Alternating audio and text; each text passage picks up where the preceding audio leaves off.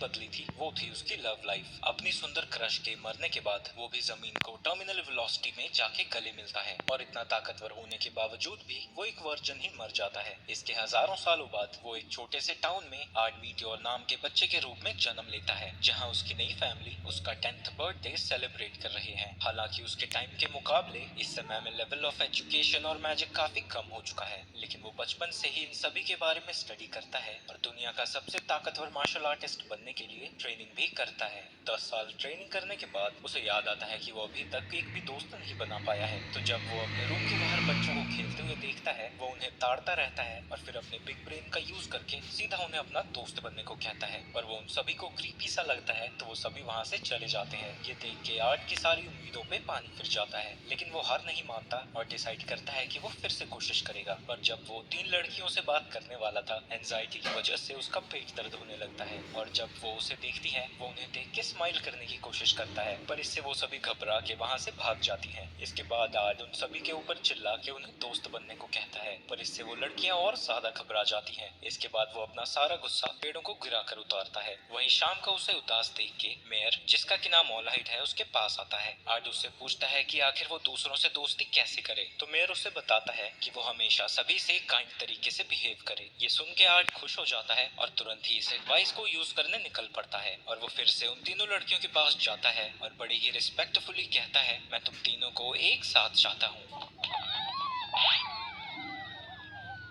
इसके बाद वो फॉरेस्ट में बैठ के खुद को शांत रखने की कोशिश कर रहा था, तभी उसे जंगल से किसी लड़की के चिल्लाने की आवाज आती है और वो देखता है कि एक लड़की एक वुल्फ से लड़ रही थी। वहीं घर पे मेयर उसके पेरेंट्स को बता रहे थे कि उनकी बेटी काफी परेशान है बुलिंग की वजह से। वहीं दूसरी तरफ उनकी सुपुत्री अपनी पावर का यूज करती है और एक ही हमले से उसे राख में बदल देती है। वहीं उस लड़की की नजर उस पे पड़ती है और उसे ऐसे छिछोरों की तरह उसे देखता हुआ देख के वो थोड़ा घबरा जाती है और वो फिर से अपने बिग ब्रेन का यूज करता है कि वो बहुत स्ट्रांग है और सुंदर लग रही है। लेकिन ऑब्वियसली कोई भी लड़की सुन के उसे और डरेगी ही। लेकिन फिर वो अपने बचे खुचे दिमाग का यूज करके कहता है, तुझसे बदसूरत लड़की मैंने आज तक नहीं देखी। उसके सारे पैतरे उल्टे ही पड़ रहे थे। तो वो एक नॉर्मल ह्यूमन बीइंग की तरह उससे पूछता है कि क्या वो उसकी दोस्त बनना चाहेगी, पर वो चिल्लाती है कि वो उसके बारे में कुछ भी नहीं जानता, तो वो कैसे दोस्त बन सकते हैं, और वहाँ से भागते भागते सीधा अपने पिताश्री के पास पहुँचती है। वहीं पे आर्ट भी पहुँचता है और कहता है कि तुम्हारी एडवाइस उतनी ही काम की थी जितनी स्कूल की पढ़ाई जिंदगी में काम आती है। पर वहीं उस लड़की को भी देख के वो सरप्राइज हो जाता है। इसके बाद वो छिछोरों की तरह उसका पीछा करता रहता है उसका दोस्त बनने के लिए, पर जैसे ही वो उसको देखती थी वो भागना शुरू कर देती थी। रीना के बर्थडे पे आर्ट उसे फूलों का गुलदस्ता देता है, पर वो पूछती है कि तुम्हें मेरा बर्थडे कैसे पता। आर्ट कहता है कि मुझे तो ये भी पता है कि तुम्हारी पीठ में कितने तिल हैं, मैं तुम पे नजर जो रख रहा हूँ। ये सुन के वो उसे जला देती है, लेकिन आर्ट इतनी जल्दी हार मानने वाला नहीं था। एक रात को रीना एक बड़े से बेर को अपने मैजिक से बिजली का झटका देती है। तभी वो देखती है कि आर्ट फिर से उसके ऊपर नजर रख रहा था और वो कहता है कि वो उसे सेफली घर पहुंचाने आया है। लेकिन रीना फिर से उसे देख के भागने लगती है और आर्ट उसका पीछा करता ही रहता है और वो उससे कहता है, क्या तारीफ करूं मैं उसकी जिसने तुम्हें बनाया। पर वो उसकी पूरी बात सुनने से पहले ही चली जाती है।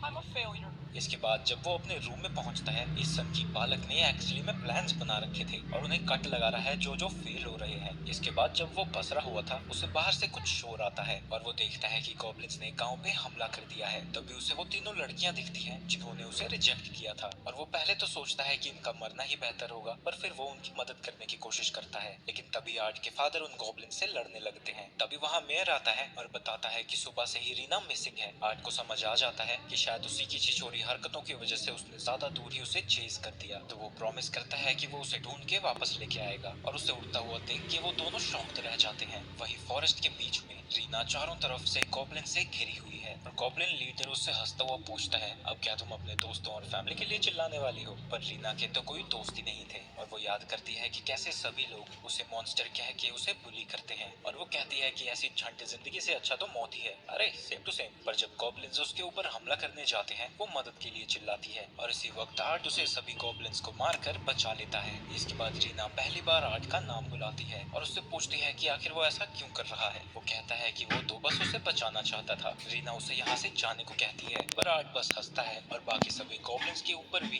बिजली से हमला करता है, जिसके बाद बच्चे खुचे गॉब्लिन्स उसके ऊपर हमला करने जाते हैं, पर वो उन्हें अपनी आंखों से ही एक्सप्लोड कर देता है, जिसके बाद वो डरे हुए गॉब्लिन को भी बस देखकर ही एक्सप्लोड कर देता है। इसके बाद आर्ट रीना के पास जाता है, पर रीना उस पर गुस्सा होती है और कहती है कि वो उसकी मदद क्यों कर रहा है, वो तो बस मरना चाहती है क्योंकि उसके कोई दोस्त नहीं है और ऐसे अकेला वो नहीं जी सकती। पर आर्ट कहता है कि वो भी इन चीजों से गुजर चुका है और कहता है कि वो अब कभी अपने दोस्त को धोखा नहीं देगा क्योंकि अपनी पास्ट लाइफ ने उसने अपने बेस्ट फ्रेंड को धोखा दिया था। तो इसके बाद फाइनली रीना उसके साथ दोस्ती कर लेती है।